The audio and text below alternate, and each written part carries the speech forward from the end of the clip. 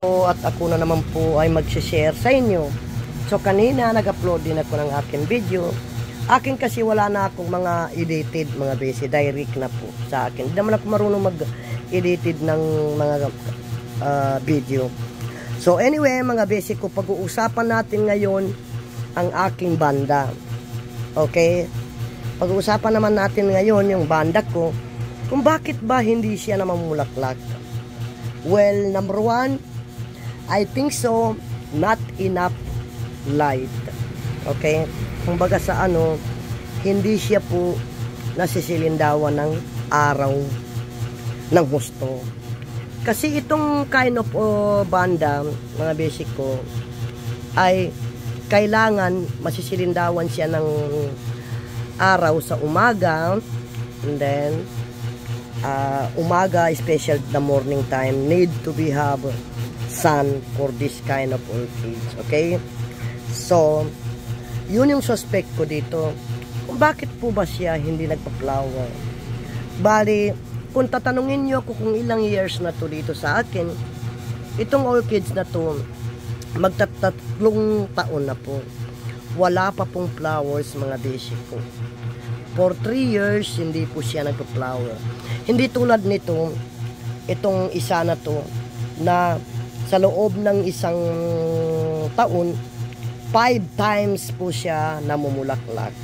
Kasi po, dati ito, nakakasagip po siya ng ilaw. Kumbaga sa umaga, naaanuan sila ng ilaw, araw. So, non-stop flowering this type of banda. Okay? So, yun po yung suspect ko kung bakit po ba hindi siya nagpa-flower. Dahil po, hindi po tama yung pag po ng araw sa kanya. Pero kung siguro, ito, sa umaga, tulad ngayon, ulan na naman dito, ito sa Pilipinas, wala nang relax, kundi panay typhoon. Ayan na naman ang panibagong typhoon na naman, ano naman ang susunod. So, kumbaga sa hindi po sila nasisilindawan ng araw sa umaga. Dahil, yan po yung aking suspect. Kung bakit ba po hindi siya namumulaklak. Ngayon, pag tatanungin nyo ko kung okay ba yung kanilang ugat. Pag nakikita niyo mga basic ko yung ugat niya, kita niyo napakarami pong ugat siya. Ang dami po niyang ugat. So, mag-patient po tayo. Kasi, yun po yung suspect ko. Noon nandito pa po banda, yung aking orchid. Sa area na yan kasi, bali, hindi po yan natatamaan ng araw. Okay, mga basic. So, siguro, kaya hindi siya namumulaklak dyan. Kasi po, hindi talaga natatamaan ng araw. Dahil nga, unang-una, linagyan ko yan. Okay? Pero yung mga iba ko naman orchids, mga basic ko, okay naman sila. Okay naman yung pag-grow nila, okay naman yung pag-flowers nila dito banda. Siguro, itong area na to, good for dendrobium, not good for banda. So, dito banda, kaya ko nga linagay dito, sa lugar na to, dahil dito, tamang-tama po yung kanyang araw sa umaga. Okay, mga basic ko. So, let's see. Obserbahan na naman natin dito ng 1 taon. Okay? Pag 1 taon hindi pa po siya mamulaklak, tatanggalin ko na po. Hanapan ko siya ng lugar. Okay? So, well, anyway, mga basic ko, meron ako na po na dito. I don't know if you can see. Kapag makikita natin, noon, linagay ko po sa area na to para may gustong lumabas pa. I don't know, this is ugat niya or spike. Okay? So, yan mga basic ko. Malalaman natin yan. Lalabas at lalabas yan. Yang, kung ugat man yan, kung spike man yan, lalabas pa rin yan. Okay? So, noon dinala ko dito sa lugar na to, yun na nga, dumalaw naman yung niya. Meron naman ako nakikitang tumubo sa kanya. Okay? So, nakikita nyo, kaya ko naman dito tinransfer yan. Dahil nga, sobrang haba. Abuti na yung ceiling doon. Ayan mga basic ko, sobrang haba pag makikita nyo.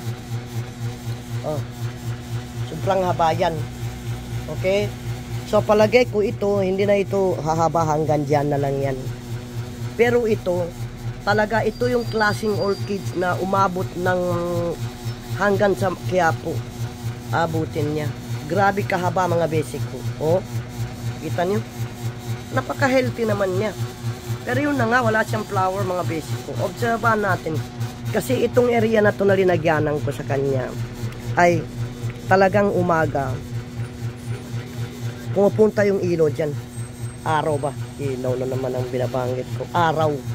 So, next time, ang magiging content ko na naman ay paano po tayo mag-report. Okay? Magre-report po ng mga seedling, tulad ng mga seedling natin, tulad ng mga dendrobium. Okay? So, yun po yung content ko sa next time. Huwag mo na ngayon. So, next time po mga basic ko. So, kita nyo, dito banda, napakaganda ng tubo niya. Kasi ngayon na nga, nadadat na ng, yan, electric fan ko na yan na nabili ko ng mura lang. So, kita nyo, napakaganda ng tubo niya. Dahil nga, talagang bright na bright mga basic ko. Yun lang talaga hindi mainit dito. Pag ganitong oras. Malamig dito mga basic. Yan yung gustong gusto ng mga orchids. Okay? Sa gabi, malamig, sa umaga mainit. Grabe dito sa tanghali po mga basic ko, sobrang init mga basic ko. So yun na nga mga basic ko. Obserbahan natin ito ng 1 taon. Pag hindi pa talaga mamulaklak mga basic ko, tatanggalin ko na. Kita niyo mga basic ko, anosmum ko dito masaya. Ayan no, kita niyo, masaya siya dito. Ibig sabihin dito maganda yung sagip ng araw. At pati yung gramato ko mga basic ko, ayan, oh, bagong tubo mga basic, oh, bilis, napakalaki, diba? So yan, ibig sabihin itong lugar na to ay tama po yung pagsagip ng araw. So hanggang dito na lang at hindi ko na po pahabain, dahil nga hindi ko na po alam yung content ko mamaya-maya. So, before ako magbabay, ay ipapakita ko muna sa inyo itong aking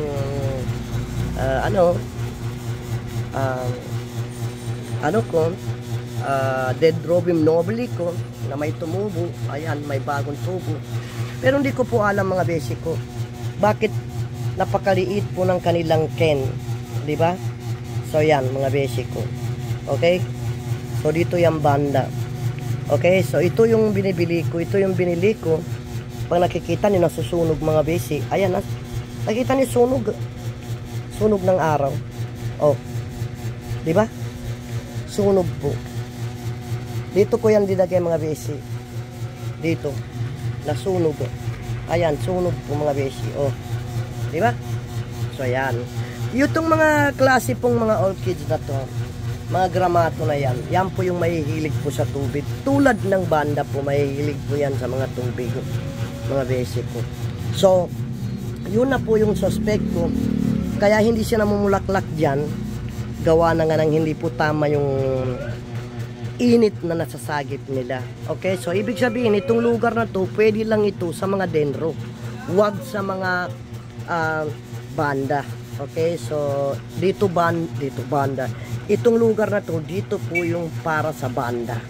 Okay, dahil sobrang init yan mga basic ko. Sa umaga, nakakasagip ng dyan, ng araw. So hanggang dito na lang, hindi ko na po pahabain. Bye bye po. I-share ko lang po sa inyo yung aking banda mga basic ko. Kasi sobrang haba na mga basic ko. Nakapagtataka na dahil sobrang haba na, oh. Tapos, ayan, katulad ngayon, tag-ulan.